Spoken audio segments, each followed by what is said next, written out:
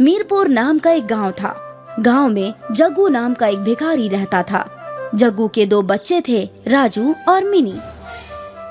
अब्बा, क्या हम लोग हमेशा से गरीब हैं? नहीं बेटा, हम हमेशा से गरीब नहीं हैं। मेरे वालिद साहब, मतलब तुम्हारे दादा, एक दौलतमंद शख्स थे। उन्हें एक मर्तबा जंगल में पनीर का घर मिला था। उस घर से कितना भी पनीर निकालना मुमकिन था। अब्बू जान जादुई पनीर घर से पनीर निकालकर पास वाले शहर में सारे पनीर फरोख्त किया करते थे। पनीर फरोख्त कर मेरे वालिद काफी दौलतमंद हो गए। लेकिन फिर एक रोज गांव के मुखिया कबीर सिंह को जादुई पनीर घर के मुताल्लिक खबर हो गई। भूपेंद्र, मुझे खबर मिली है कि तुझे जंगल में कोई पनीर घर मिला है। जी मुखिया जी, मिला है, और उसी से मुझे इतनी दौलत हासिल हुई है। अब दौलत के मामले में मैं कुछ ही रोज में आपको पीछे छोड़ दूंगा। पूरे जिले में जितनी भी डेयरियां हैं, उन सबको मैं ही पनीर की सुपुर्दगी करता हूं। इस पूरे गांव की हर चीज पर सबसे कब्ल मेरा हक है। तुमने मुझे बताए बगैर जादुई पनीर घर से खूब कमाई की है, इसलिए तुम्हें इसकी सजा मिलेगी। मुखिया ने अब्बू जान से उनका सब कुछ छीन लिया और उन्हें गांव से बाहर कर दिया। हालांकि अब्बू जान गांव के आसपास मंडराते रहे, और जब किसी ने उन्हें काम नहीं दिया तो भीख मांगकर अपना गुजारा करते रहे। बेटा, तब से हम गरीब हैं। अब्बू जान, वो पनीर घर क्या अभी भी जंगल में है? नहीं, अब उस पनीर घर की कोई खबर नहीं है। जब मुखिया पनीर घर से पनीर निकालने पहुंचा तो वो घर गायब हो चुका था। तब से उस पनीर घर का कुछ पता नहीं है। किसी रोज जग्गू के खानदान की बहुत बुरी हालत हो जाती। अब्बू जान, आज राजू को बुखार है। हम दोनों ने 2 रोज से कुछ नहीं खाया है। कुछ खाने को लेकर आइए। हाँ बेटी, मैं अभी किसी के घर से कुछ मांग कर लाता हूँ। उस रोज जग्गू गांव के घर घर घूमता रहा, लेकिन किसी ने उसे कुछ नहीं दिया। जग्गू जब मुखिया के घर पहुंचा तो उसे घर के अंदर से गर्मा गर्म पराठों की खुशबू आ रही थी।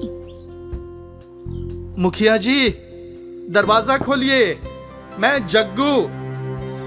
मेरे बच्चे बीमार और भूखे हैं, उन्हें कुछ खाने के लिए दे दीजिए। जग्गू, तो फिर से यहाँ चला आया? दफा हो जा यहाँ से, वरना अभी अपने मुलाजिमों से कहकर तुझे गांव से बाहर निकलवा दूंगा। तुझे गांव में रहने दे रहा हूँ, इसे ही मेहरबानी समझ। इससे कब्ल की मुखिया अपने मुलाजिमों को भेजता, जग्गू सड़क पर एक कोने में छिप गया। कुछ देर बाद मुखिया घर में ताला लगाकर अपने मुलाजिमों के साथ कहीं चला गया। जग्गू ने सोचा कि वो अपने बच्चों की खातिर खाना चुराएगा। दीवार से कूदकर जग्गू मुखिया के घर में दाखिल हो गया। उसने 5-6 पराठे चुराए और भाग निकला। उस रोज जग्गू के खानदान का पराठों से पेट भरा।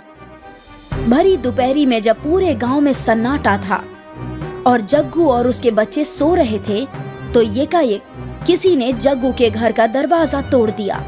जग्गू और उसके बच्चे खौफ के मारे कांप गए। दरवाजे पर मुखिया और उसके मुलाजिम डंडे लेकर खड़े थे। जग्गू, तेरी इतनी हिम्मत बढ़ गई है कि तूने मेरे घर में घुसकर चोरी की।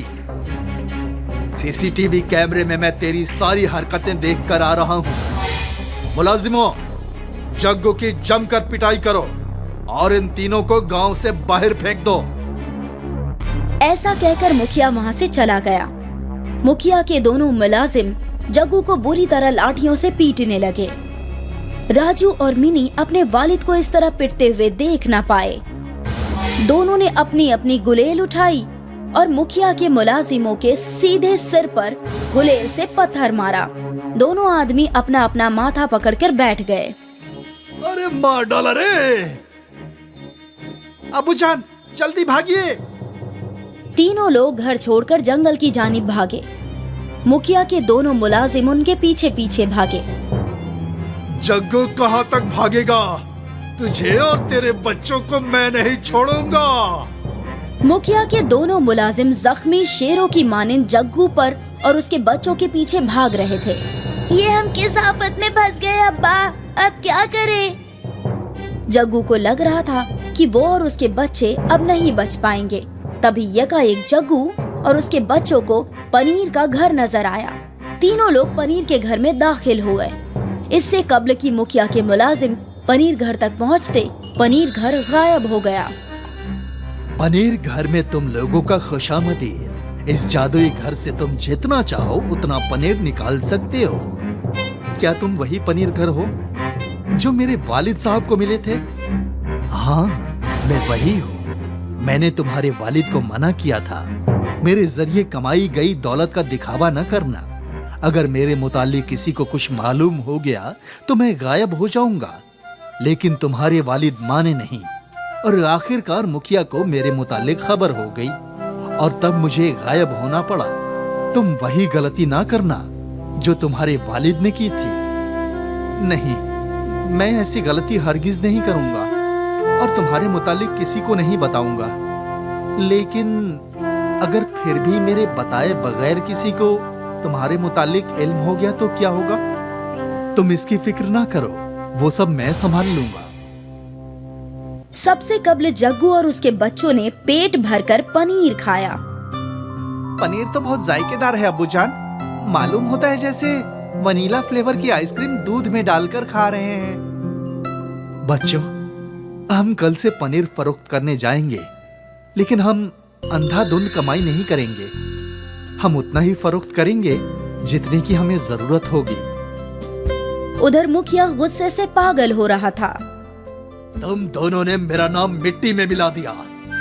दोनों खुद को जख्मी कराकर चले आए और कह रहे हो कि वो तीनों यकायक जंगल में गायब हो गए। अब मुझे रंगा और मुन्ना को भेजना पड़ेगा। मुखिया ने अपने मुलाजिमों को जंगल के बाहर चौकीदारी पर लगा दिया। मुखिया के मुलाजिमों ने देखा कि जग्गू, राजू, मिनी रोजाना पनीर लेकर बाजार में फरोख्त करने जा रहे हैं। उन्होंने ये बात जाकर मुखिया को बताई। पिछले मर्तबा तो वो पनीर घर नामालूम कहाँ गायब हो गया था। इस मर्तबा मुझे वो हर सूरत में चाहिए। अगले रोज जैसे ही जग्गू का खानदान जंगल से बाहर निकला, मुखिया ने उसे पकड़ लिया और तीनों के हाथ बांध दिए। अब तुम तीनों चुपचाप मुझे उस पनीर घर तक ले चलोगे, वरना मैं तुम्हारा वो हश्र करूंगा कि तुम खुद की शिनाख्त नहीं कर पाओगे। जग्गू, राजू और मिनी मुखिया को कई घंटों तक घुमाते रहे, लेकिन पनीर घर तक लेकर नहीं गए। जग्गू, बहुत देर हो गई। मालूम होता है तू मेरे साथ होशियारी दिखा रहा है। मुलाजिमों, इसके बच्चे को गहरे तालाब में फेंक दो। नहीं नहीं, ऐसा कुछ न करिएगा। मैं लेकर चलता हूँ। आखिरकार जग्गू मुखिया को पनीर घर तक लेकर पहुँचा। तो ये रहा पनीर घर। मुलाजिमों, इन सबको दरख्त से बांध दो। हम पनीर घर के अंदर घूमने जाएंगे। जैसे ही तीनों अंदर दाखिल हुए, ढेर सारा पनीर उनके ऊपर गिर पड़ा। मुखिया और उसके मुलाजिम पनीर के ढेर के नीचे दब गए। कोई बचाओ, कोई मेरी हिफाजत करो। मेरी सांस रुक गई, मेरा दम घुट रहा है। कब्ल जुबान दो मुखिया कि तुम कभी जग्गू के खानदान को परेशान नहीं करोगे और मुझे कभी नहीं तलाशोगे। ठीक है, मैं वादा करता हूँ मैं गांव के किसी शख्स को परेशान नहीं करूंगा। मुझे बचाओ। तब मुखिया के ऊपर पड़ा पनीर का ढेर गायब हो गया। मुखिया और उसके मुलाजिमों ने जग्गू, राजू और मिनू को खोल दिया और फिर अपने घर भाग गए। जुनूब हिंद के एक देहात में चिनप्पा अपनी बीवी रमा के साथ रहता था। दोनों देहात के एक ज़रात में मजदूरी करके अपना घर चलाया करते थे। रमा और चिनप्पा के एक फर्जंद और एक दुख्तर थी। वो लोग अपने बच्चों को तालीम और तरबियत देकर नेक इंसान बनाना चाहते थे, लेकिन अचानक से चिनप्पा की तबीयत खराब रहने लगी। वो बहुत बीमार हो गया। अब रमा को ज़राअत में मजदूरी भी तन्हा करनी पड़ती, अपने बच्चों का ख्याल भी रखना पड़ता था और अपने बीमार शौहर का भी। उसके हालात बहुत ही बदतर हो गए थे। एक रोज चिनप्पा की तीमारदारी के लिए उसके भाईजान मोहन आए। भाईजान, आपकी तबीयत तो बहुत ज्यादा खराब है। आपने किसी काबिल हकीम को दिखाया कि नहीं? दिखाया भाईजान, लेकिन कोई सलाहियत नहीं मिल रही। मैं दरगाह आपके नाम से खुदा से इल्तिजा दुआ फरियाद करूंगा आपकी सलामती के लिए। शुक्रिया भाईजान। भाभी जान, आप पे तो मुसीबतों का पहाड़ सा आ गया है ना? हाँ भाईजान, लेकिन हालात से शिकस्त कैसे हो जाऊं? भाभी जान, मैं एक इडली की दुकान डाल रहा हूँ। क्या आप वहाँ इडली फराहम करना चाहेंगी, जिससे आपको बेइंतहा पैसे मिलेंगे और आपके घर के हालात भी सुधर जाएंगे? मुझे जो भी मुनाफा होगा वो हम दोनों तकसीम कर लिया करेंगे। हाँ ठीक है भाईजान। और दूसरे दिन से रमा मोहन की दुकान में इडली बनाने लगी। देहात के आवाम को रमा की बनाई इडली बेइंतहा पसंद आती। देखते ही देखते रमा की बनाई हुई इडली मशहूर हो गई। दुकान में रोज लोगों की मजलिस होने लगी। दोनों रमा और मोहन बहुत खुश थे, क्योंकि दोनों का मुनाफा बढ़ता जा रहा था। कमाए हुए दौलत से रमा ने चिनप्पा का बेहतरीन इलाज कराया और चंद दिनों में ही चिनप्पा फिर से सेहतयाब हो गया। अब 2 महीने गुजर गए। रमा और मोहन की दुकान में खरीदारों की मजलिस लगी रहती थी और आज रमा तसव्वुर करने लगी, ये इतनी सारी मजलिस मेरी इडली की वजह से ही तो है, तो मेरा मुनाफे पर ज्यादा हक हुआ। मोहन तो सिर्फ सामान मुहैया कराता है और खरीदारों को इडली बांध कर देता है, तो उसे बराबर की हिस्सेदारी नहीं मिलनी चाहिए। शाम के वक्त जब दोनों हिस्सेदारी कर रहे थे, तो मोहन भाईजान, सारी इडलियां मैं ही तो बनाती हूँ। अगर मेरी इडली इतनी लजीज ना होती तो आपको इतना मुनाफा नहीं होता। वो तो है भाभी जान, आपकी इडलियां बहुत ही बेहतरीन और लज्जतदार होती हैं। तो इस वजह से मेरा मुनाफे पर ज्यादा हक होना चाहिए। लेकिन भाभी जान, ये सरासर गलत है। मैं भी दिन भर मेहनत मशक्कत करता हूँ, तब जाकर इतना कमाते हैं। मतलब हम दोनों बरहक मेहनत करते हैं, इसलिए मुनाफे पर हम दोनों का बराबर का हक हुआ। नहीं नहीं भाईजान, आप सरासर नाइंसाफी कर रहे हैं। अगर ऐसा है तो कल से आप कोई और इडली वाली दरियाफ्त कर लीजिए। रमा मोहन से बहस करके अपने घर चली गई और दूसरे दिन से देहात में 2 इडली की दुकानें लगने लगी। एक रमा की, जहां वो खुद ही इडली बना रही थी और खुद ही फरोख्त कर रही थी, और एक मोहन की, जहां एक दूसरी खवातीन इडली बना रही थी। रमा की नई दुकान देखकर सारे देहात की आवाम उसकी दुकान की ओर चले गए, लेकिन रमा तन्हा थी। वो इतनी सारी आवाम को संभाल नहीं पा रही थी। आखिर थक हार कर सारी आवाम मोहन की दुकान पर वापस आए, जहां मोहन सभी खरीदारों को अच्छे से इडलियां तकसीम कर रहा था। ये सिलसिला रोज चलता रहा और देखते ही देखते देहात की आवाम इडली लेने मोहन की दुकान पर ही जाया करते। अब रमा तन्हा अपनी दुकान पर खड़े अफसोस कर रही थी। मैंने क्या कर दिया? मैंने तफद्दुक किया था कि इडली बनाना ही सब कुछ था, लेकिन नहीं, मोहन का खरीदारों को संभालना भी बहुत जरूरी था। कम से कम जब मैं मोहन के साथ थी, मुझे अच्छी रकम मिल जाती थी, लेकिन अब मेरी इडली को कोई घास भी नहीं डालता। रमा को अपनी इडली पर नाज था, जो अब तकब्बुर हो चुका था। इसीलिए कहते हैं कि तकब्बुर एक शीशे की तरह होता है, जो जरूर खम होता है।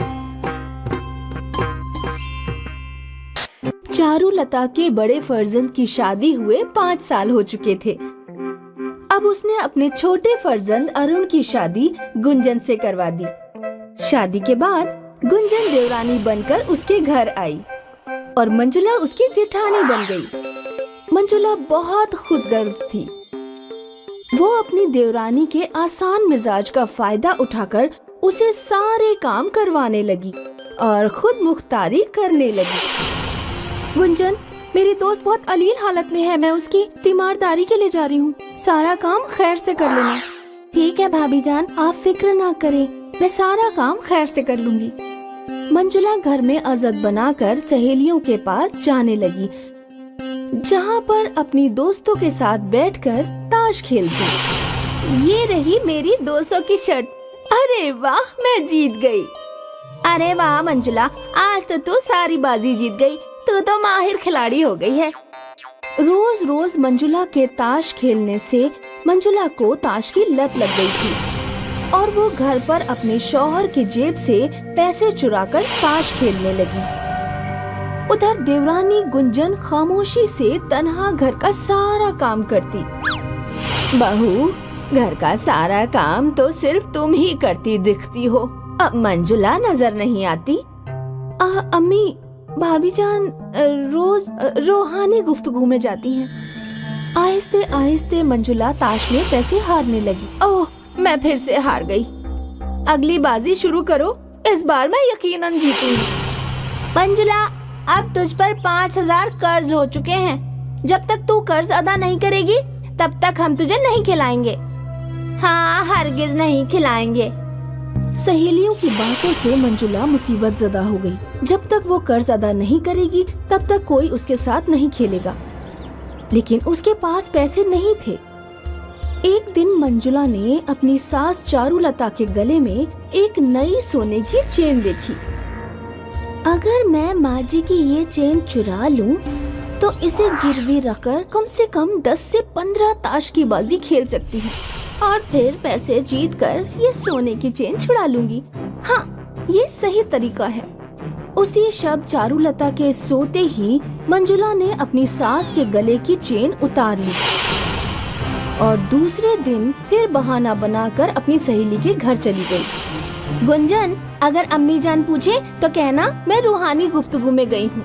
मंजुला ने सास की सोने की चेन सहेलियों के पास गिरवी रखकर फिर से ताश खेलना शुरू किया और बहुत इंतहाई शर्त खेलने के बाद भी वो कुछ भी हासिल नहीं कर पाई। ऐ खुदा, मैं ये सोने की चेन भी हार गई। अब मैं क्या करूं? मंजुला, अब ये सोने की चेन मेरी हो गई और तुझे और खेलना है तो और पैसे लाने पड़ेंगे। मंजुला कश्मकश में पड़ गई। अब वो पैसे कहाँ से लाएगी? उधर घर पर चारुलता ने अपने गले की सोने की चेन गायब देखी तो उसने सबको इत्तला कर दी और ज़ारों कतार अश्क बहाने लगी। मेरी सोने की चेन कहाँ गुम हो गई? कल तक तो मेरे गले में थी। अम्मी जान, चेन मिल जाएगी, आप फिक्र ना करें। इधर मंजुला की ताश खेलने की लत उसे परेशान कर रही थी। एक बार कहीं से पैसे मिल जाएं तो मैं फिर से ताश खेल सकूंगी। मंजुला ने इस बार अपनी सास चारुलता की तिजोरी से पैसे चुराने का मंसूबा बनाया। तिजोरी की चाबी मौजी ने गुंजन को दी है। अगर मैं वो चाबी चुरा कर पैसे निकाल लूं, तो कोई मुझ पर शक नहीं करेगा। मंजुला ने शब में गुंजन के कमरे से चाबी चुराकर उसमें से पैसे चुरा लिए, लेकिन इस बार गुंजन ने पकड़ लिया। भाभी जान, आप तिजोरी में से पैसे चुरा रही हैं? उसी वक्त चारुलता आ गई। सास को सामने देख मंजुला ने सारा इल्जाम गुंजन पर लगा दिया। देखिए अम्मी जान, आपकी छोटी बहू चोर है। वो आपकी तिजोरी से पैसे चुरा रही थी। अलबत्ता सोने की चेन भी इसी ने चुराई होगी। चारुलता को गुंजन पर बहुत रश आया और उन्होंने गुंजन को अपने वालिदैन के घर रवाना किया। तकलीफ ज़दा गुंजन बिना कुछ कहे चली गई। चंद अरसे बीत गए, लेकिन मंजुला की ताश खेलने की तलब बढ़ती गई। गुंजन चली गई, अब मैं सहेली के घर कैसे जा पाऊंगी? अपनी लत के लिए बेबस होकर मंजुला ने अपनी सास की चाय में नींद की दवा मिला दी। चाय पीते ही उसकी सास सो गई। फिर मंजुला चुपके से उसके सोने के जेवरात लेकर सहेली के घर चली गई। अरे वाह मंजुला, इस बार तो कंगन लाई है, माहिर खिलाड़ी। मंजुला ने फिर से खेलना शुरू किया। उसने जैसे ही पहली बाजी में जेवर दांव पर लगाए, उसकी सास और देवरानी गुंजन वहाँ आ गए। अम्मी जान, गुंजन, आप दोनों? चारुलता ने मंजुला को गवाहों के मद्देनजर पकड़ लिया और उसकी ताश खेलने की लत को सबके सामने बयां किया। मंजुला बहू, मुझे तुम पर बहुत दिनों से शक था, लेकिन जब तुमने छोटी बहू पर इल्जाम लगाया तब मेरा शक यकीन में बदल गया। भाभी जान, आपने रूहानी गुफ्तगू के नाम पर फरेब किया और घर में चोरी करके सबको तकलीफ दी है। तुम्हारे ताश की लत और जीतने के जुनून की वजह से तुम मेरे कंगन और चेन दोनों गंवा चुकी हो। वो तुम्हारे हिस्से के जेवर थे, अब मेरे बाकी जेवरात पर छोटी बहू का हक है। मुझे माफ कर दीजिए अम्मी जान, आज के बाद मैं ऐसा कतई नहीं करूँगी। हर ताश खेलने वाले को लगता है कि वो बहुत सारा पैसा जीतेगा, लेकिन अगर एक बार ताश की लत लग जाए तो गारत कर देती है। किसी भी शय की लत या नशा इंसान को तबाह ही करता है, इसीलिए इससे दूर ही रहना चाहिए। लखनपुर नाम के कस्बे में सुषमा अपने बच्चे और शौहर राम दुलारे के साथ रहती थी। सुषमा का शौहर अपाहिज था, इस वजह से सुषमा ही घर की देखभाल किया करती थी। इसलिए सुषमा घर चलाने के लिए अपने भतीजे करण के साथ जलेबी की दुकान चलाया करती थी। करण झगड़ालू और बेईमान किस्म का इंसान था। हमेशा लोगों से झगड़ा और हमेशा गुस्से में रहता था। उसे अपने मामा की सारी जमीन और जायदाद हड़पनी थी। बेटा करण, जाकर दुकान खोल दो, मैं दूसरे कामों में व्यस्त हूँ। मैं कोई काम नहीं करने वाला। आप मामी होकर मुझसे काम करवाती हैं। आपको शर्म नहीं आती? मैंने तुमसे पहाड़ तोड़ने को तो नहीं कहा ना, बस इतना ही कहा कि दुकान खोल दो। करण वहाँ से गुस्से में दुकान खोलने चला जाता है। भाईजान, मुझे जलेबी के साथ दही भी देना। ये तुम्हारा तीसरी बार है जो तुम मुझसे दही मांग रही हो। जाओ, अब मैं नहीं दूंगा। तो क्या तुम मुझसे झगड़ा करना चाहते हो? तुम्हारा तो ये रोज का ही काम है। उन दोनों में बहस हो ही रही थी कि वहाँ पर सुषमा आ गई। देखिए चाची जान, ये मुझसे कैसे झगड़ा कर रहा है। यहाँ पर रुकना ही बेकार है। मैं चला, मुझे यहाँ पर नहीं रहना। करण वहाँ से बहस करके चला जाता है। सुषमा अकेले ही पूरा दिन दुकान चलाती है और शाम को थक हार कर अपने शौहर राम दुलार से सारी बातें बता देती है। आप उसे समझाते क्यों नहीं? मैं जानता हूँ सुषमा, मैं उससे एक बार बात करके देखूंगा। जी करिए और जल्दी करिए। दिन पर दिन उसका भविष्य खराब ही होता जा रहा है। राम दुलार करण को आवाज लगाकर बुला ही रहा होता है कि करण आधी रात को अपने दोस्तों के साथ आवारागर्दी करने चला जाता है। मैंने अपने हिस्से का खाना खा लिया है। मैं अपने दोस्तों के साथ रात भर पार्टी करने जा रहा हूँ। सुबह तक आऊंगा, वरना कल शाम तक, इसलिए मेरी फिक्र मत करना।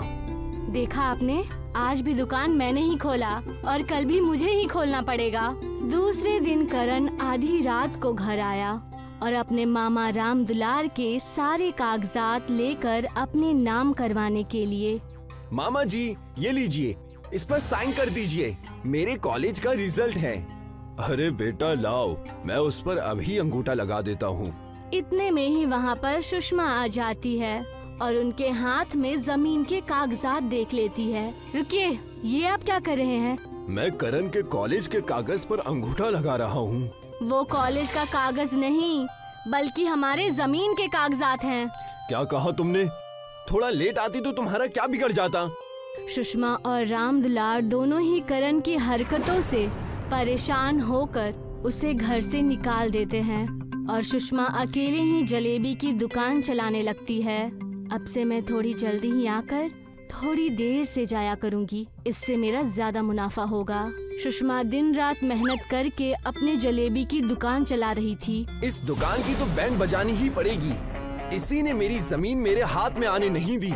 अगर ये ना होती तो मैं पूरी दुकान और घर का मालिक होता। एक काम करता हूँ, जलेबी के अंदर फटे हुए दूध का पनीर डाल देता हूँ। पूरी जलेबी तहस नहस हो जाएगी। करण ने साजिश रची। करण ने फटे हुए दूध से बनी पनीर को जलेबी के बड़े से पतीले में डाल दिया। दीदी, मुझे गर्मा गर्म जलेबियाँ दो ना। रुक जाओ, अभी गर्मा गर्म बना कर दे रही हूँ। सुषमा अनजाने में ही वो पनीर मिलाई हुई जलेबी बनाकर दे देती है, जो कि लाल के बजाय पूरी सफेद थी। ये क्या मजाक किया आपने?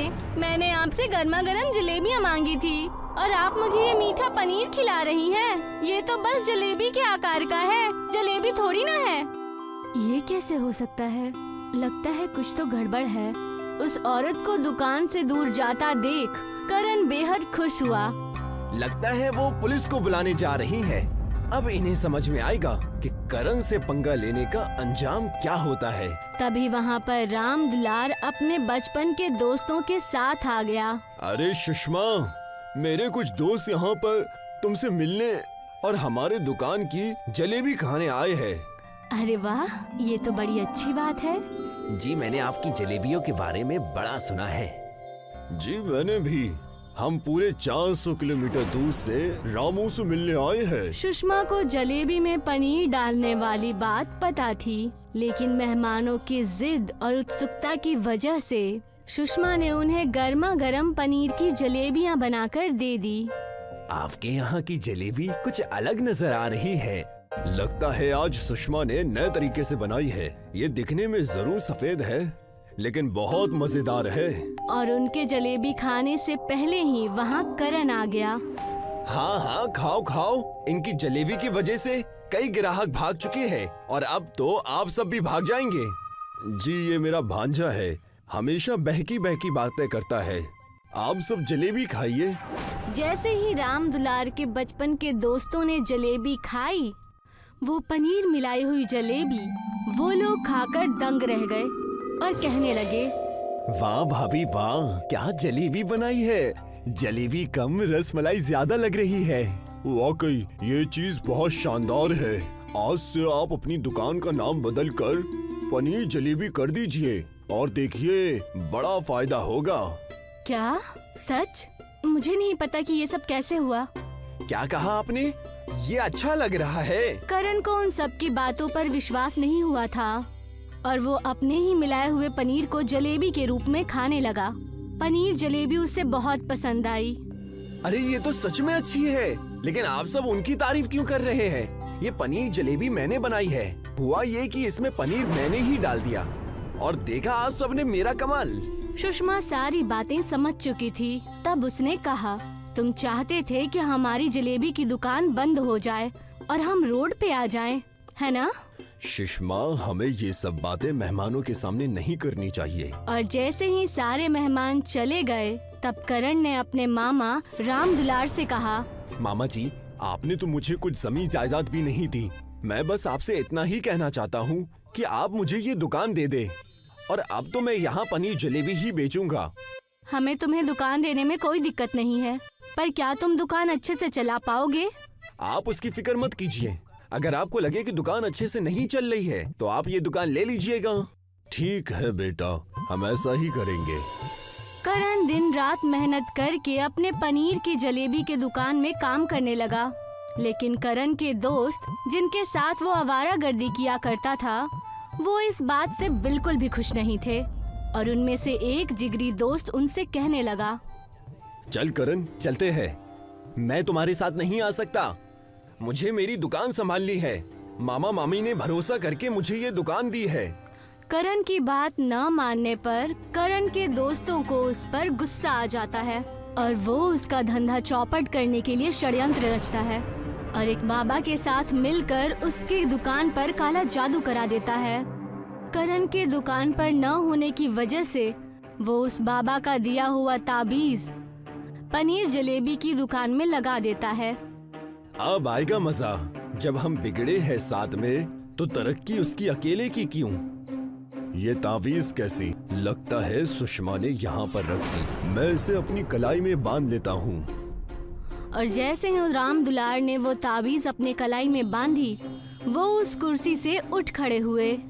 यानी उस काले जादू की वजह से वो बिल्कुल तंदुरुस्त हो गए और वो फिर से चलने लगे। ये क्या? मैं चल रहा हूँ, मेरे पैर ठीक हो गए। ये तावीज तो कमाल की है। मालिक, तेरा हजारों बार शुक्र है। वहीं दूर खड़ा करण का दोस्त ये सब कुछ देख रहा था और वो देखकर वो दंग रह गया। और उसके बाद वो उस बाबा के पास गया। तब बाबा ने उससे कहा, तुमने ये सोच भी कैसे लिया? तुम जैसे धोखेबाज की मदद मैं बस ऐसे ही करूँगा। 20 साल पहले की बात है। उस दुकान पर एक बेटी ने मेरी भूख मिटाई थी, मुझे जलेबियाँ खिलाकर। इसीलिए मैंने ये मेहरबानी की है। अब जब भी कोई उस दुकान की पनीर जलेबियाँ खाएगा, वो हमेशा खुश रहेगा और उसकी बीमारी भी ठीक हो जाएगी। मुझे माफ करना बाबा, मेरे मन में जलन हो रही थी। और वैसा ही हुआ। उनकी जादुई पनीर जलेबी बहुत अच्छे से चलने लगी। करण के मेहनत की वजह से उसके मामा मामी उससे बेहद खुश थे और सब लोग मिलकर अब खुशी खुशी रहने लगे।